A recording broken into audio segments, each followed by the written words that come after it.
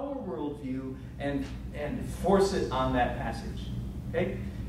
And one of the things that you need to know is that the word world means something very different to us than it did to first century people. Now, let me just, so does anybody remember, I haven't looked this up recently, you can go home and Google it.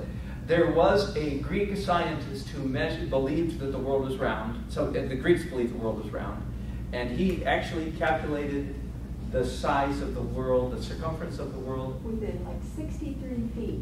Well, miles. Miles. Yes, but I'm outrageously close. And he did it by measuring, there was a real deep well, and when the sun hit the bottom of the well over here, and then he had some servant count off how many steps it was from that to another something, and converted it. It was crazy, brilliant. It's like, wow. So I don't want to give the impression, it's not like a flat earth society necessarily. I'm sure that some of that, there was a lot of that Greek knowledge had seeped into Palestine, of course, with the Roman invasion, 300 years before Christ.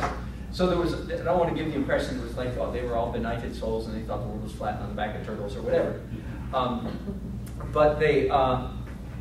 But still, the word world, especially in the Hebrew mindset, we think Star Wars or NASA, Hubble, that's the world.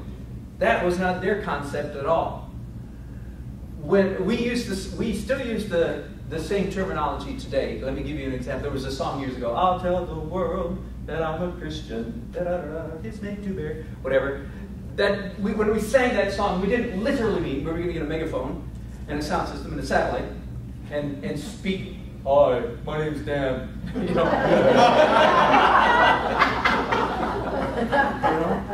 When we said, I'm going to tell, or when I, let's pretend when I got engaged to Nancy, I want to tell the whole world that I'm in love, I'm in love. Well, that doesn't mean that I'm going to tell the whole world, At the end of it right then.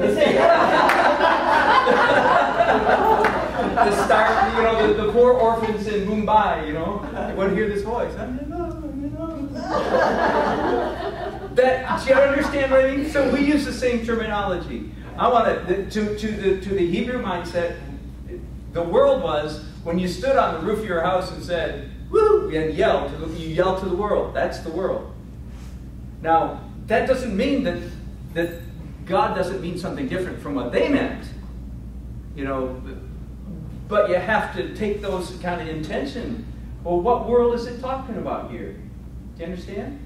What world is Peter referring to when he says the whole world's going to be burned? Well, first of all, as Gary pointed out, the world, quote unquote, was destroyed, quote unquote, by water. Well, was the world destroyed by water? No. Not the Star Wars NASA Hubble telescope world was not destroyed by water. The whole Earth was covered with water. Yeah. Exactly. It wasn't a local flood. Well, that's right. I don't think so. Fortunately, it doesn't matter. Well, I mean, you know what I mean? Anyway. I don't know how God created the world. I'm just glad that He did, and He's really happy about it. Yeah, it doesn't mean it doesn't require a local flood.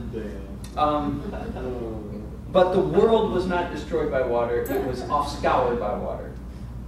And in fact, everything in the world was not destroyed by water because otherwise the ark couldn't come to rest on Mount Ararat. So practically Mount Ararat was not destroyed by water. You see what I mean?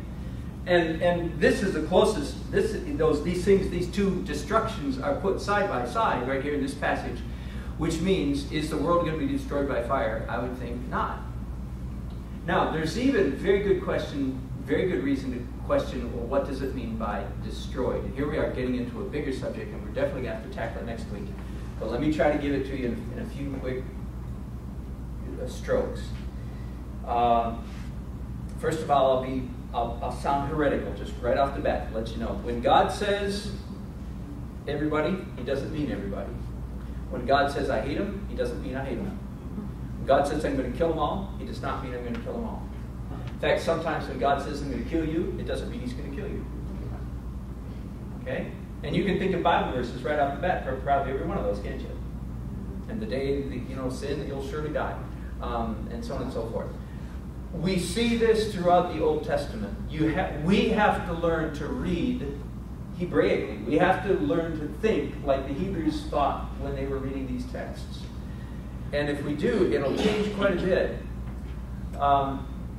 I call it myself, for me, it's the Obadiah principle. And what I mean by that, we'll maybe look at this next week.